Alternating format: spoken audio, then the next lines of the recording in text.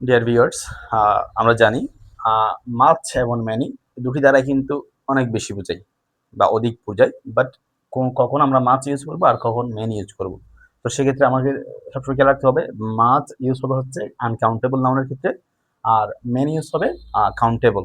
যেমন আমরা আনকাউন্টেবল আর কাউন্টেবল হচ্ছে যেটা গণনা করা যায় সেটা হচ্ছে কাউন্টেবল, আর যেটা গণনা করা যায় না সেটা হচ্ছে আনকাউন্টেবল। যেমন আমি যদি বলি মানি, মানি মানে অর্থ, জাস্ট টাকা না। মানি বলতে টাকা বোঝায় না, অর্থ বোঝায়। তা টাকা হচ্ছে একটা কারেন্সির নাম, আমাদের বাংলাদেশের কারেন্সির নাম হচ্ছে টাকা।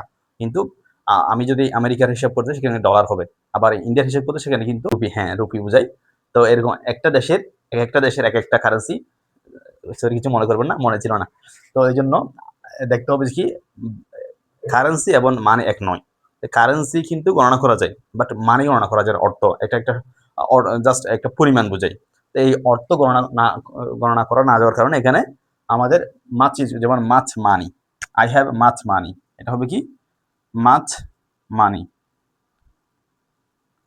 তারপর আমরা বলতে পারি মাছ ওয়াটার, মাছ ওয়াটার। তাহলে মাছ কি হবে না, গণনা করা যায় না, এই জন্য ওয়াটার দিতে হবে। অর্থাৎ যে নাউনগুলো গণনা করা যায় না, আমি বলে পানি বলতে পারি, দুধ বলতে পারি, অয়েল বলতে পারি, চিনি বলতে পারি, রাইস বলতে পারি, এগুলো একটাও কি করা যায় না, গণনা করা যায়, আনকাউন্টেবল। সেক্ষেত্রে কি বসবে, মাছ বসবে। আর আমরা কাউন্টেবল ক্ষেত্রে কি বসবো, মেনি। যেমন মেনি স্টুডেন্টস, আমরা বলতে পারি মেনি স্টুডেন্টস, স্টুডেন্ট কিন্তু গণনা করা যায়, মেনি স্টুডেন্টস। তারপরে হচ্ছে আমরা বলতে পারি মেনি বুকস, বুক কিন্তু গণনা করা যায়, মেনি বুকস। এখানে বুকস একটা না, ওদিকের জন্য প্লুরাল এস যুক্ত হচ্ছে এই নাউনের সাথে। বুক বেশি হওয়ার কারণে এস যুক্ত হচ্ছে, অর্থাৎ প্লুরাল।